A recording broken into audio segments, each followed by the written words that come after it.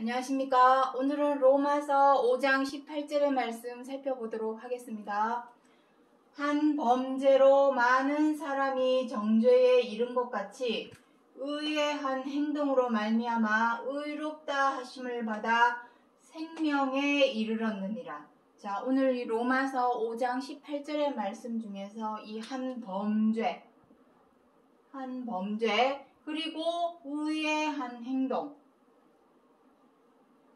이것이 과연 무엇인가? 그리고 이것을 오늘날 우리에게는 어떻게 적용할 것인가? 그것에 대해서 살펴보고자 하는 것이고, 그리고 로마서 5장 18절에서의 가장 키포인트는 바로 이것입니다. 생명. 여기서 말씀하시는 생명이라고 하는 것은 지금 우리가 썩고 죽는 생명, 시한부 생명을 의미하는 것이 아닙니다. 썩지 않고. 고린도전서 15장 전장을 읽어보시면 다 나옵니다. 부활에 관해서 기록하고 있는 그 생명에 대해서 기록하기를 무엇이라 말씀하고 있냐면은 썩지 않고 죽지 않는 그러한 생명을 말씀하고 있는 것입니다. 영원 무궁한 생명을 말하는 거죠. 무한한 생명. 이것을 의미합니다. 이것이 바로 키포인트가 되겠습니다.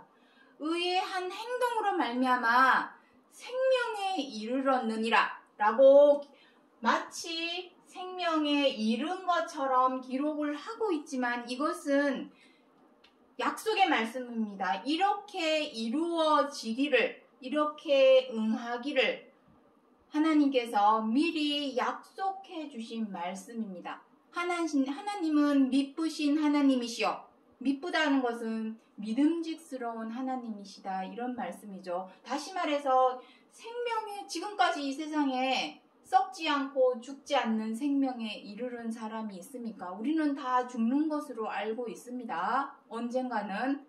그것이 당연하게 생각하고 있고 순리라고 생각을 하고 있는데 성경 66권에는 어디를 들여다봐도 다 이 생명에 이를 것에 관하여 기록을 하고 있으니 하나님은 믿을 만한 분이시오. 모든 것을 우리에게 주고자 하는 하나님이시기 때문에 그 주고자 하시는 가장 결정적인 것은 바로 이 생명입니다. 생명. 이 생명을 주고자 하시는 것이기 때문에 그 생명에 이르기 위한 의의 한 행동이라고 하는 것이 과연 무엇인지 그것까지 오늘 이 시간 살펴보도록 하겠습니다. 먼저 한 범죄. 한 범죄가 무엇인가? 이것이 무엇인지 먼저 정확히 알아야 되겠죠. 지난 시간에 이미 아담에 관해서 설명드릴 때에 이 범죄에 대해서도 다 말씀을 드렸지만 또 말씀을 드리겠습니다. 기회가 닦지 않도록 욥기서 33장에 보시면 기록을 하고 있습니다. 한 번 말씀하시고 두 번 말씀하시고 세 번 말씀하시는 것은 우리의 교만한 마음을 막으시고 그리고 귀에 닦지가 않도록 얘기를 해서 마음에 새기게 하고자 하는 것이 목적이 되겠습니다. 자, 범죄라고 하는 것은 두 가지로 나눌 수가 있습니다. 이미 우리가 사람을 죽이고 때리고 등쳐먹는 사기치는 것, 치는 것. 이러한 죄는 나라마다 국가마다 다 법률이 있고 헌법이 있고 규칙이 있어서 다 징역형을 살게 해 놓았습니다. 징역형. 그러한 범죄를 성경에서는 말씀하는 것이 아닙니다. 이것은 당연한 것이죠. 사람이라면 죽이고 때리고 사람 등쳐먹는 짓을 하면 되겠습니까? 그러한 죄는 당연히 말할 것도 없고 성경 66권에서 말하고자 하는, 전하고자 하는 범죄는 도의적, 윤리적, 도덕적 차원을 의미하고 있습니다. 무엇이 있습니까? 그러한 차원의 범죄, 죄는 무엇이 있습니까? 이 도의적이고 윤리적이고 도덕적인 차원의 이 사소한 것을 우리가 사소하게 생각을 하기 때문에 죽이게 되고 때리게 되고 사람을 등쳐먹게 되는 것입니다. 그래서 근본적인 이 도의적이고 윤리적이고 도덕적인 차원의 죄 무엇이 있습니까? 사람을 미워하고 원망하고 분노하고 뜻대로 안 된다고 분노하고 비방하고 비방하는 것은 무엇입니까? 흉보고 욕하는 것을 말합니다. 사람 없는 데서는 나라 임금님도 뭐 욕한다 뭐 이런 말도 있지만 그러한 짓을 하면 안 되죠. 비방하고 회방은 무엇입니까? 혼나 깨져라 하는 마음, 보복심리, 복수심리 이러한 것을 회방이라고 하는 것입니다. 그리고 사나워져서 다투는 것, 그리고 함부로 하는 것, 내 뜻대로 내 마음대로 안 되고 목만 딱 하다고 함부로 대하는 것, 갑질하는 것. 이 모든 것이 바로 도의적이고 윤리적이고 도덕적인 차원을 의미합니다. 이것에 대해서 이 범죄에 대해서 로마서 1장 마지막 절에는 무엇이라고 되어 있냐면은 사형에 해당하는 죄라고 기록하고 있습니다. 사형에 해당되는 죄라고. 어디에서? 하나님 나라 천국에서. 로마에 가면 로마법을 따르라 하는 것처럼 이것이 하나님 나라 천국의 법에서는 사형이라고 해당한다면 행하면 안 되겠죠. 이러한 범죄를 행하면 안 되겠죠. 그런데 그러한 범죄를 가장 먼저 행한 사람이 바로 아담입니다. 아담. 지난 시간에는 우리가 아담의 한 범죄에 대해서 이미 살펴보았기 때문에 오늘은 다른 사람. 아담의 아들이 둘이 있었죠. 정확히는 셋입니다. 왜냐하면 가인이 아벨을 쳐 죽임으로 인해서 아벨을 대신한 셋이라고 하는 아들까지 해서 총 3명이지만 오늘 이 시간에는 그 범죄의 차원에서 가인의 범죄에 대해서 한번 살펴보도록 하겠습니다. 자, 여기 창세기 4장 6절부터 7절의 말씀. 하나님이 가인에게 이르시되 네가 분하여 함은 어찌미며 안색이 변함은 어찌미뇨 선을 행하지 않으면 죄가 문 앞에 엎드리느니 죄의 손은 너에게 있으나 너는 죄를 다스릴지니라. 자, 이것은 누구에게 하신 말씀이냐면은 가인에게 하신 말씀입니다. 하나님이 가인도 아벨도 하나님께 제사를 드리고 희생 제물을 올렸습니다. 아벨은 창세기 4장 1절부터 내용을 살펴보시면 아벨은 양치는 자로서 그 소산물인 첫 새끼 어린 양을 하나님께 드렸고 가인은 농부로서 그 첫 소산인 그 곡식을 하나님께 제물로 바쳤습니다. 그런데 아벨의 제사는 받으시고 가인의 제사는 하나님께서 안 받아주시죠.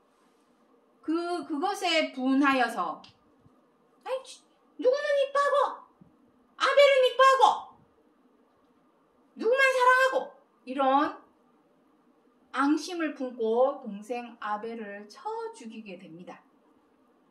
하지만 하나님께서는 어떻게 말씀하셨습니까? 여기서 이제 나오는 내용입니다. 네가 어찌하여 분해하고 여기서 왜 분하게 여겼을까요? 하나님은 왜 아벨만 이뻐하는 거야?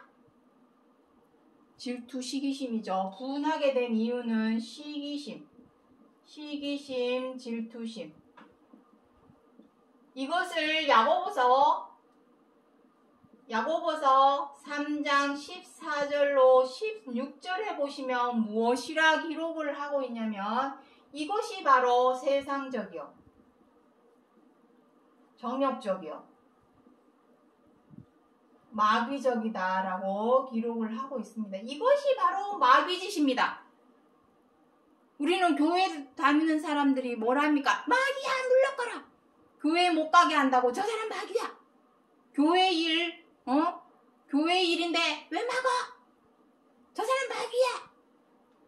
아닙니다. 진짜 마귀짓은 죄를 범하는 것이 마귀의 짓이니라.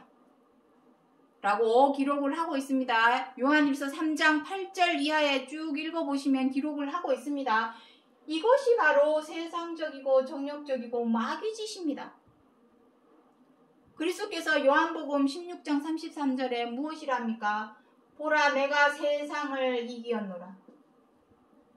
여기서 말씀하시는 그 세상은 바로 이러한 시기심, 질투심, 악한 마음, 죄, 범죄, 죄대로 악대로 행하였던 것을 이겨내신 것을 내가 세상을 이겼노라 라고 기록을 하고 있는 것입니다. 자, 그래서 어쨌든 가인이 분하여 했고 안색이 변했습니다. 왜 안색이 변하겠습니까?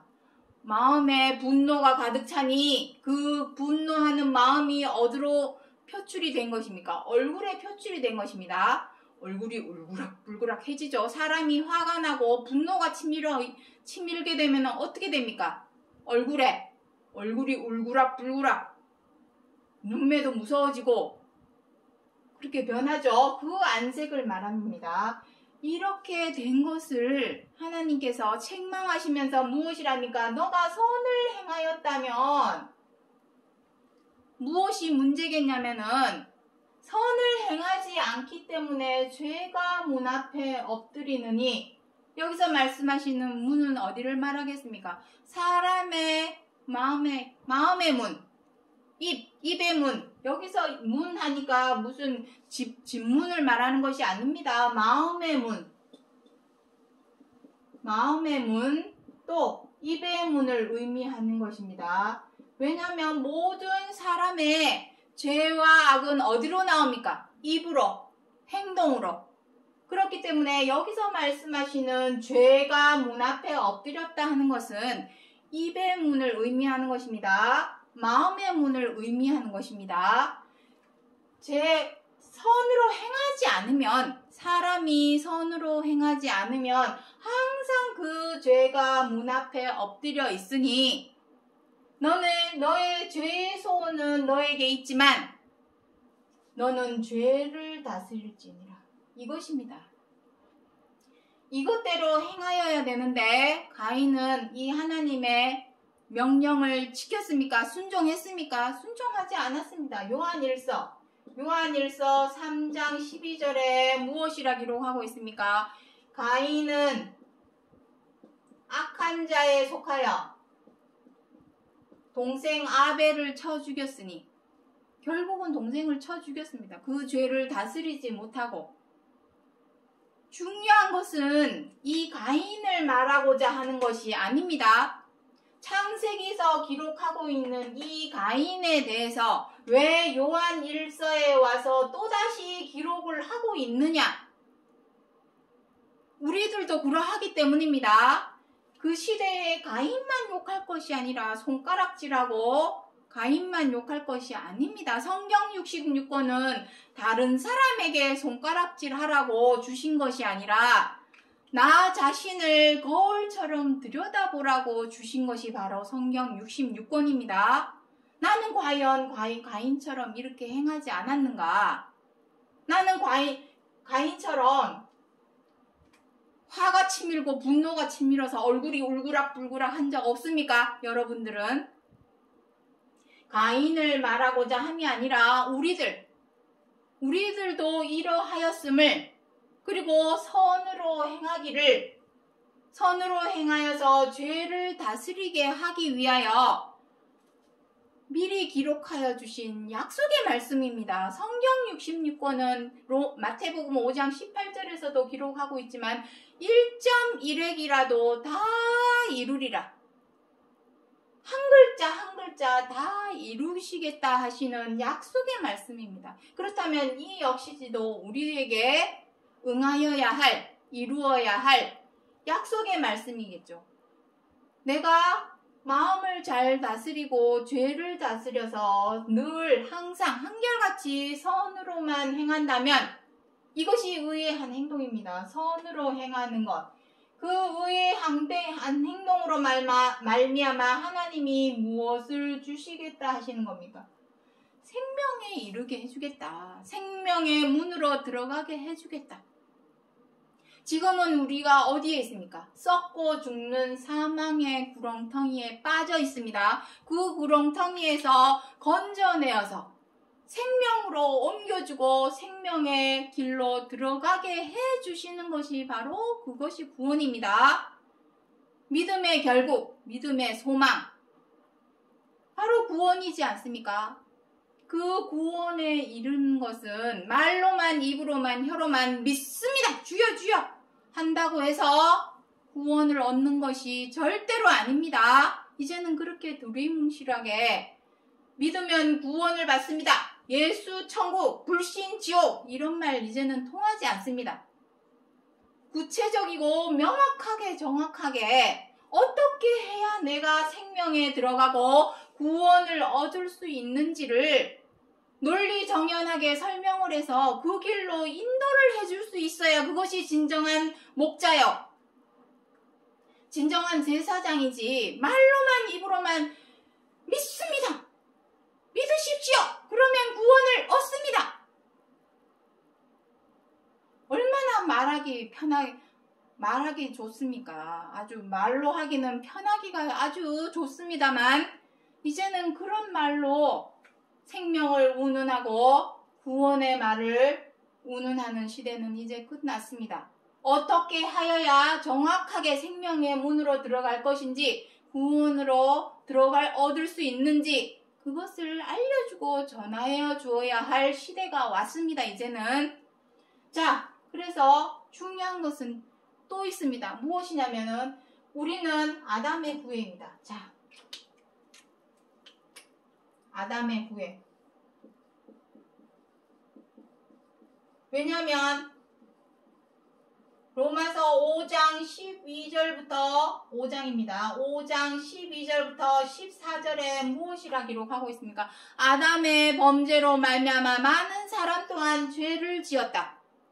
그 많은 사람들 중에는 우리도 다 속합니다. 여러분들은 죄를 범하지 않습니까? 하루에도 12번은 다 죄를 범합니다. 아우, 저 사람 미워 죽겠어. 아우, 가다 코나 깨져라. 야야, 저 사람 아주 맨날 나쁜 짓, 이상한 짓만 해. 흉보고 욕하고. 그러한 짓들을 우리는 지금까지 해왔습니다. 그렇기 때문에 우리는 아담의 후예라고 말할 수밖에 없습니다. 또한 가인의 후예이기도 합니다. 왜냐하면 가인처럼 우리도 분노를 참지 못하고 안색이 울그락불그락 하여서 그 분노를 표출을 하고 함부로 말을 던지고 갑질하는 행동을 하면서 상대방을 조롱하고 비방하고 미워하고, 그러한 행동을, 가인과 같은 악한 행동을 우리도 해왔기 때문에 우리는 가인의 후예다 라고 말을 할 수밖에 없습니다. 안타깝게도. 그리고 인정할 수밖에 없습니다. 하지만 우리에게 희망이 있는 것은 무엇입니까? 너는 죄를 다스릴지니라. 죄가 문 앞에, 너의 입의 문에, 마음의 문 앞에 항상 엎드려져 있지만 너는 죄를 다스릴지니라. 희망이 있습니다. 죄를 다스려서 어떻게 하라는 것입니까? 선으로 행하라. 선은 무엇입니까? 미워도 미워하지 않는 것. 화가 치밀어도 분노하지 않는 것. 입이 근질근질하고 막 흉보고 욕하고 싶어도 입에 재갈을 물려서 지퍼를 딱 닫아버리는 것. 그리고 사나운 맹수처럼, 사나운 개처럼 물고 뜯고 싸우고 하는 그러한 다투는 행동 안 하려고 노력하는 것. 그것이 바로 선입니다. 할 줄 모릅니까? 할 줄 압니다. 모든 사람은 이것이 잘못된 거야. 이거 죄야. 이렇게 해야 돼. 이게 바로 선이야. 다들 압니다. 모르는 것이 아니라 다들 아는데 우리의 이 본성, 마음속에 있는 본능이 죄대로 악대로 행하려고 하는 본성과 본능이 늘 우리 자신을 괴롭히죠. 여기 무엇이랍니까? 죄의 소원은 너에게 있으나, 죄의 소원은 너에게 있지만, 여기서 죄의 소원하는 것은 본성을 의미합니다. 본성, 본능. 그 본성과 본능은 우리 자신에게 있지만 어떻게 하라는 것입니까? 다스릴 줄 알아야 된다는 것입니다. 다스린다는 것은 무엇입니까? 바꾸라는 것이죠. 선으로, 의로 바꾸라는 것을 의미합니다. 자, 그 내용에 대해서 창세기 42장 21절 이하에 또 기록을 하고 있습니다. 자, 우리가 아우의 일로 인하여 범죄하였도다. 그가 우리에게 애걸할 때에 그 마음의 괴로움을 보고도 듣지 않으므로 이 괴로움이 우리에게 임하였도다. 자, 이게 무슨 의미입니까? 아우의 일로 인하여 범죄하였도다. 이거는 가인하고도 똑같습니다. 가인도 아우의 일. 하나님은 왜 아벨 제사만 받고 내 제사는 왜 안 받는 거야? 어휴, 왜 아벨만 이뻐하는 거야? 그 분노를 참지 못해서 결국엔 동생 아벨을 쳐 죽였습니다. 여기에서 아우의 일이라고 하는 것은 야곱의 12아들을 의미합니다. 이 창세기 42장 내용은 야곱의 12아들에 관한 내용입니다. 그 아들 중에 야곱은 요셉, 11번째 아들 요셉을 이뻐했습니다. 막내 아들이나 다름이 없습니다. 그 아들을 이뻐하니 10형제들은 어떻게 했습니까? 왜 요셉만 이뻐하는 거야? 이렇게 된 것이죠. 이 내용은 저가 임의로 마음대로 지어내서 하는 말이 아니라 창세기 42장에 다 기록을 하고 있습니다. 41장, 42장을 한번 쭉 읽어보시기 바랍니다. 그 내용 가운데 보시면 야곱이 요셉을 이뻐하므로 형들이 요셉에게 불만과 불평을 가졌더라 라고 기록을 하고 있습니다. 그 불평과 불만은 무엇이겠습니까? 분노입니다. 왜 요셉만 이뻐하는 거야? 그 분노가 말로 행동으로 표출이 되어서 나왔겠죠. 그 말로는 불평 불만을 내고 행동으로는 무엇을 했냐면은 동생 요셉을 팔아버립니다. 은 20냥에 애굽에 팔아 넘겨버립니다. 죽일까 하다가 차마 동생이라 죽이지는 못하고 동생을 팔아버립니다. 그것을 두고 범죄하였도다 라고 기록을 하고 있습니다. 이 내용은 전부 다 읽어보시려면 창세기 37장부터 쭉 읽어보시면 이 내용은 나옵니다. 마치 한 편의 드라마와 같고 한 편의 영화와 같죠. 성경에는 이러한 내용이 무수히 많습니다. 아담에 관한 일도, 가인에 관한 일도, 아브라함에 관한 내용도, 롯에 관한 내용도, 노아에 관한 내용도 다 한 편의 드라마 같고 영화와 같이 기록을 하고 있습니다만 제가 지난 시간에도 말씀드렸지만 성경 66권은 두 개가 겹쳐져 있습니다. 표면적으로 우리가 눈으로 보고 판단하기 좋도록 기록을 한 내용과 그리고 그 뒷면에는 정말 참형상, 실체, 그 영화와 같은 내용의 참 실체가 무엇인가, 참형상이 무엇인가에 관해서 이 두 개가 겹쳐져 있습니다. 오버랩 되어 있습니다. 겹쳐져 있는데 우리는 지금까지 무엇만 보았냐면 영화와 같은, 드라마와 같은 이 표면적인 내용만 봐왔습니다. 그리고 이것을 주일학교에서 가르쳐 왔습니다. 역사적인 사실, 사건. 노아가 방주를 만들었어. 모세가 홍해바다를 건너서 이스라엘 백성들을 애굽에서 탈출시켰어. 다윗이 골리앗을 돌로 때려 눕혔어. 삼손이 데릴라에 의해서 머리가 다 잘렸어. 마치 영화 같고 정말로 이거는 영화로 나왔습니다. 이러한 모든 내용은. 하지만 이것은 표면적인 것입니다.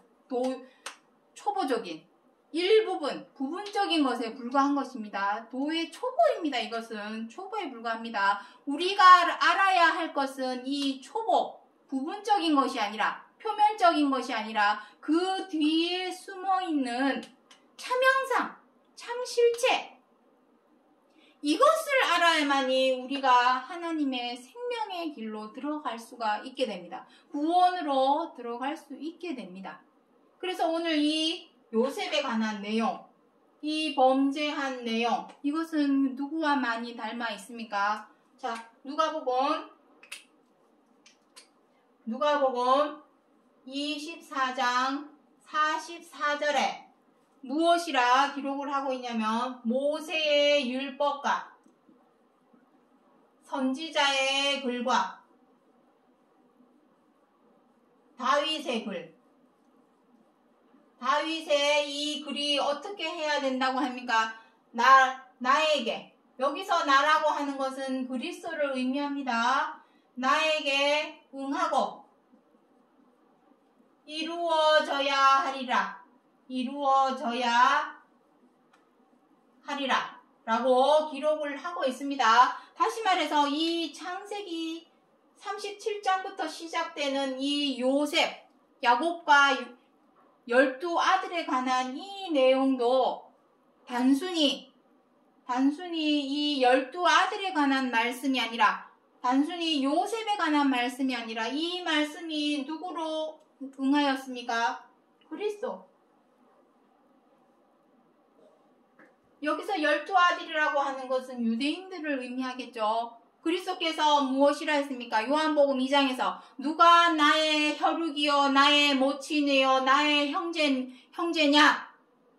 아버지의 뜻대로 행하는 자라야 나의 형제요 나의 모친이요 친구로다 라고 기록을 하고 있습니다. 어찌되었거나 아브라함의 혈통으로 난 모든 유대인들은 똑같이 그리스도와 같은 형제요, 자매요, 가족입니다. 그 가족이 어떻게 했습니까? 마치 형들이 요셉을 은 20냥에 팔아버린 것처럼 그리스도 또한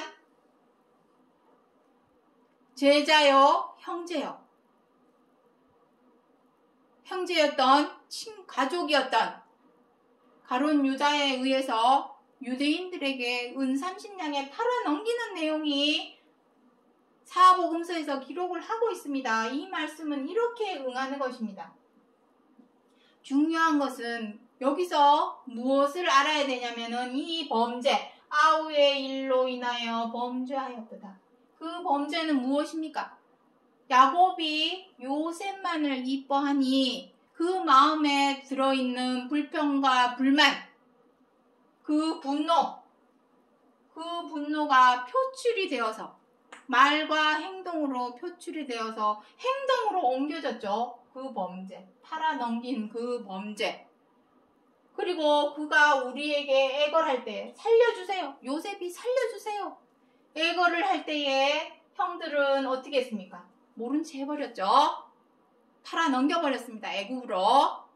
팔아넘길 때 그 괴로움을 보고도 그 팔아넘길 때에 요셉은 어떤 마음이었을까요? 한번 상상을 해보시기 바랍니다. 그 형들에 대한 배신감, 배반감, 그리고 팔려갈 때의 그 긴장감, 죽을 것 같은 그 두려움, 그 괴로움을 의미하는 것입니다. 그 괴로움을 보고도 형들은 모른 채 했습니다. 보고도 듣지 않으므로 결국은 그 괴로움이 어떻게 했습니까? 우리에게 임하였도다. 죽게 되는 상황을 여기서 기록을 하고 있습니다. 다 읽어보시면 나옵니다. 애굽의 총리가 된 요셉에게 죽게 되는 그러한 상황이 등장하고 있습니다. 하지만 요셉은 어떻게 행하였습니까? 자, 창세기 45장 5절에 당신들이 나를 팔았으므로 근심하거나 한탄하지 마소서. 하나님이 생명을 구원하시려고, 이것입니다. 생명을 구원하시려고 나를 당신들 앞서 보내셨나이다. 그 배신감, 두려움, 죽음에 대한 두려움, 배반감. 그러면은 그 보통 사람 같으면 어떻게 했겠습니까? 복수심, 보복심리, 분노가 치밀어서 그래 두고 보자. 내 형들이고 뭐가 없어. 보통 사람들 같으면 이런 마음을 똑같이 그래 너 나한테 그렇게 했어? 어디 두고 보자. 나도 내가 100배로 갚아줘봐. 보통 사람들은 다 그러합니다. 똑같이 행동하죠. 상대방이 미워하면 나도 미워하고 그래 너 나 욕했지? 너 두고 보자. 너 나한테 이렇게 나와? 내가 너한테 어떻게 했는데 이런 식으로 나와? 가만 안 둬. 우리는 다 이러한 마음으로 다 똑같이 범죄를 행하는 행동을 합니다. 하지만 요셉은 어떻게 했습니까? 근심하거나 한탄하지 말랍니다. 왜 이런 말을 했습니까? 여기 창세기 50장 20절에 나옵니다. 당신들은 나를 해하려 하였으나 하나님이 그것을 어떻게 했답니까? 선으로 바꾸사 이렇게 기록을 하고 있습니다. 앞전에요. 가인이 한 말과 똑같습니다. 하나님이 어떻게 하랍니까? 선을 행하지 않으면 죄가 항상 문 앞에 엎드려 있으니 너는 죄를 다스려서 선으로 행해라. 이것이 하나님께서 우리 사람에게 명하신 명령입니다.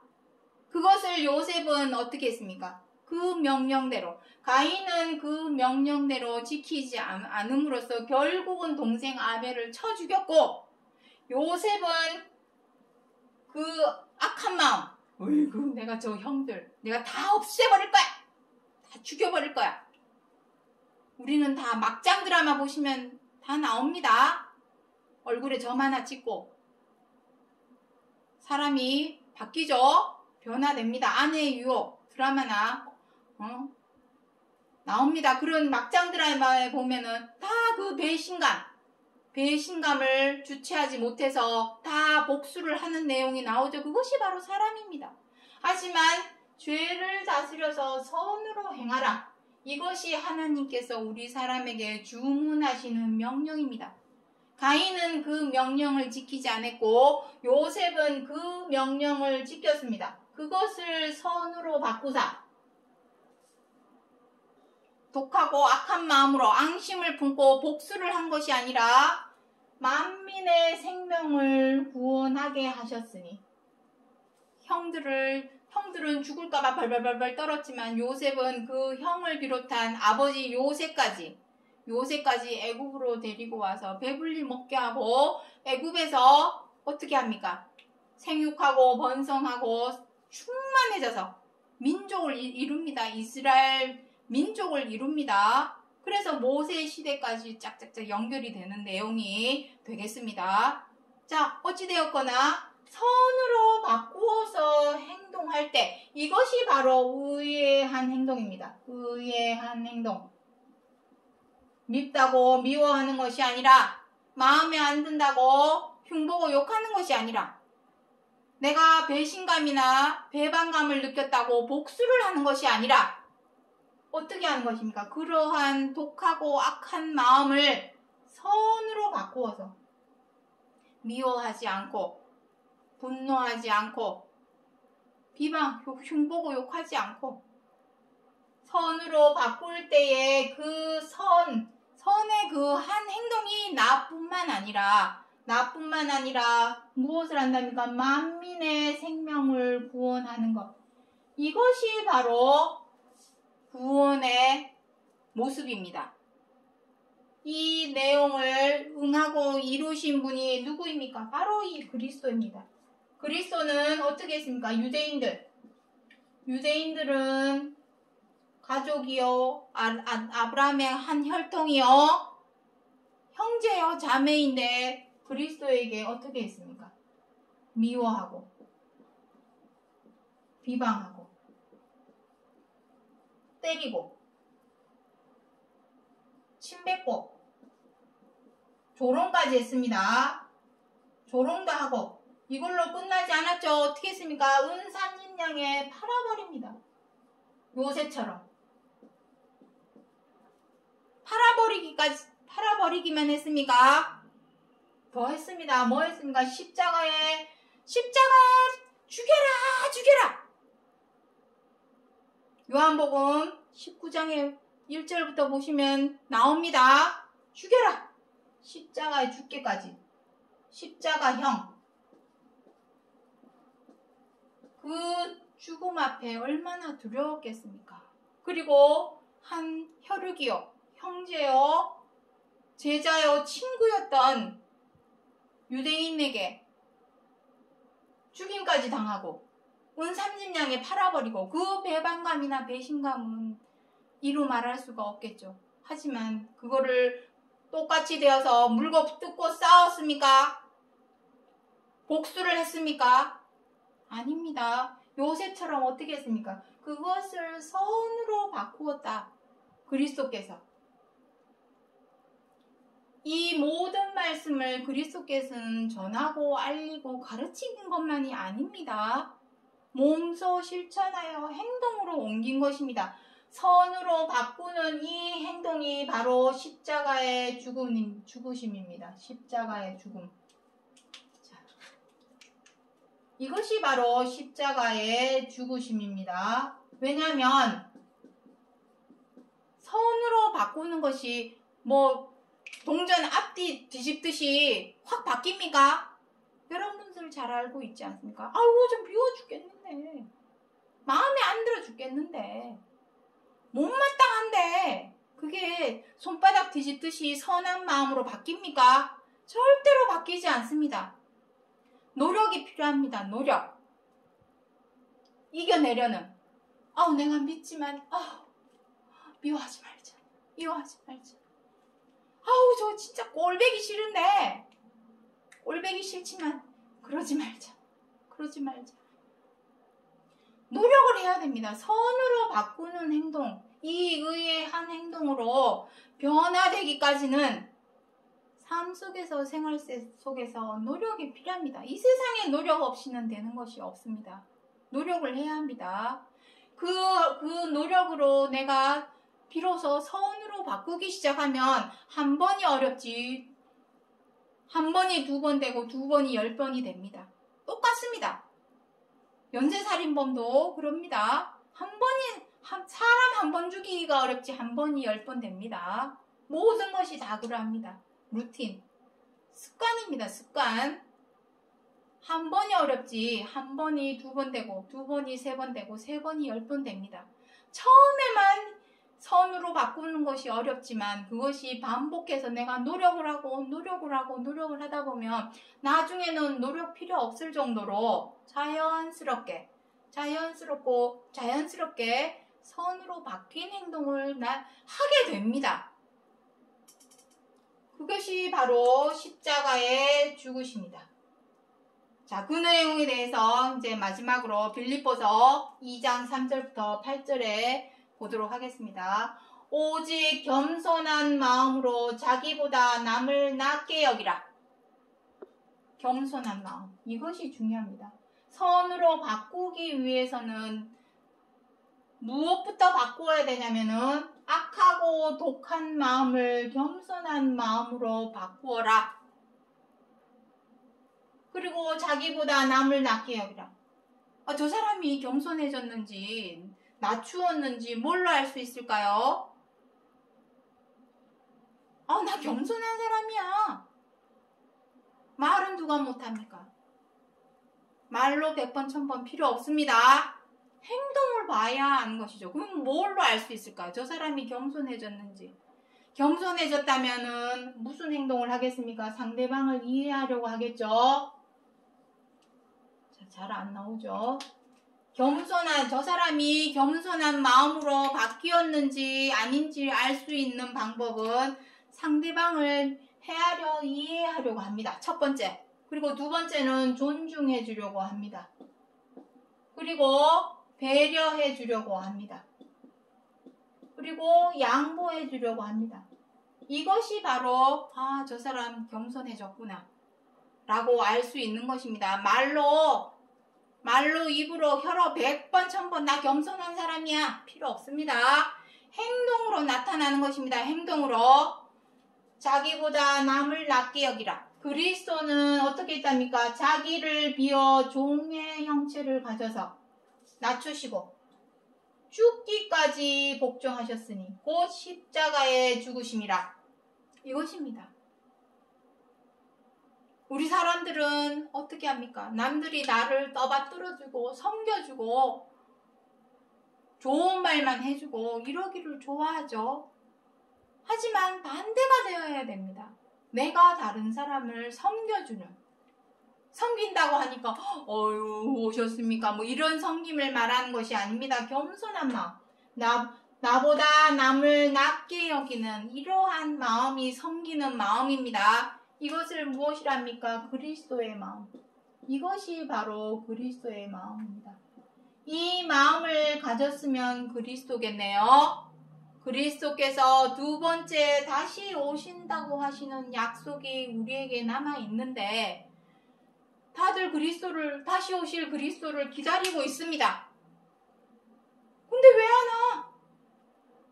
왔습니다. 내가 겸손한 마음으로 나보다 남을 낮게 여기는 마음으로 바뀌었다면, 독하고 악한 마음을 선으로 바꾸었다면 그것이 바로 그리스도의 마음이요. 그리스도의 마음이 내 마음이 된다면 내가 그리스도가 되는 것입니다.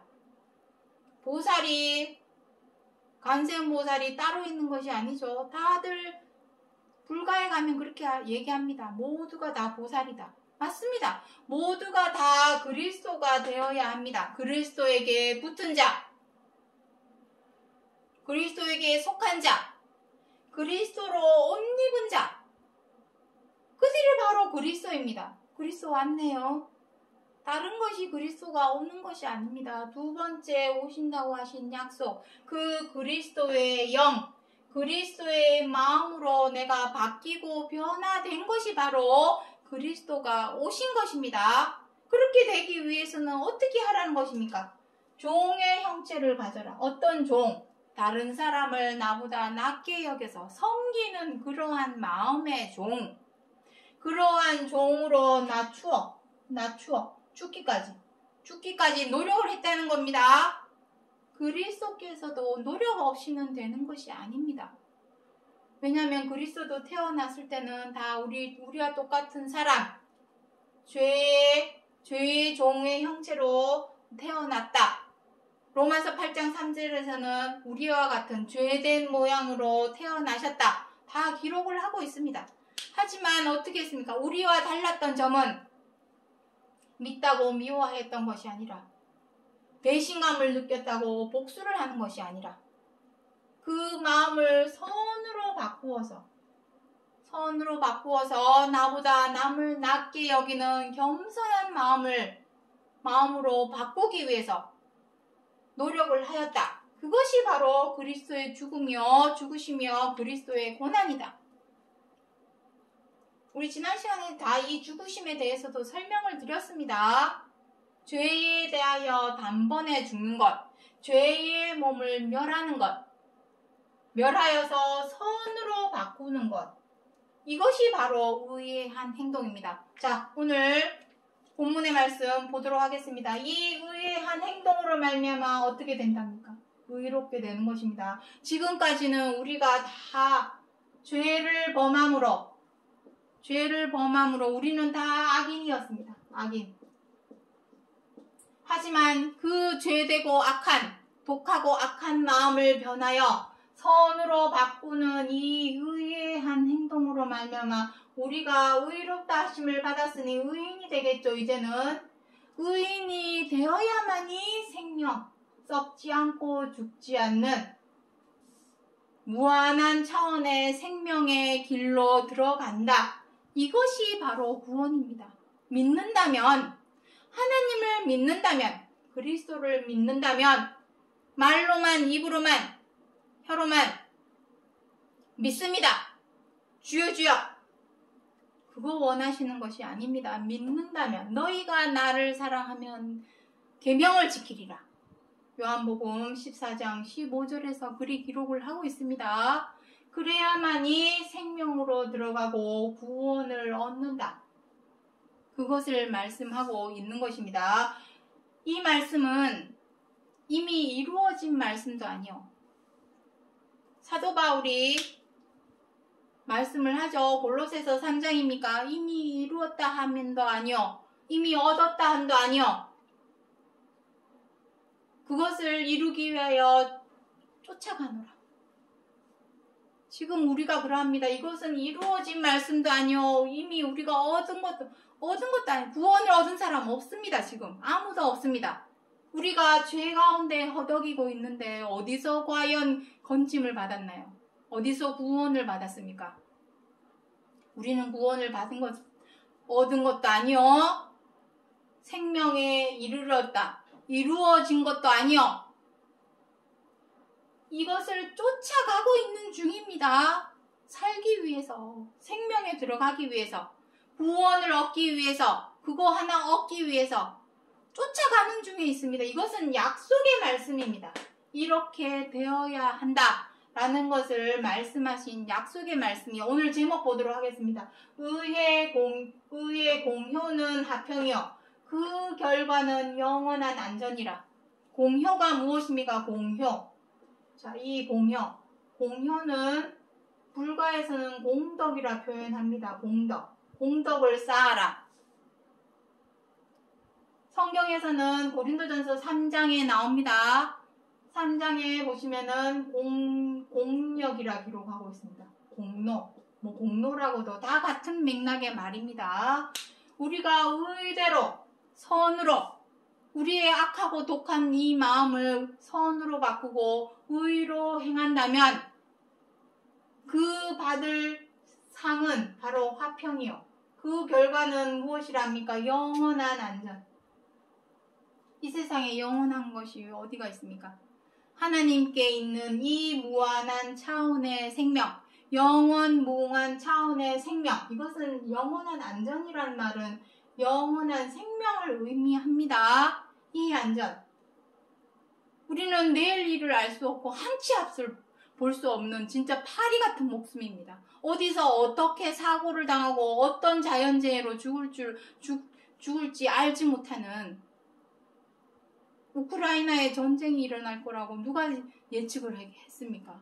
그리고 민간인들을 저렇게 파리 목숨처럼 죽이는 일이 일어날 거라고 누가 알았습니까? 아무도 몰랐습니다. 안전한 곳은 아무 데도 없습니다.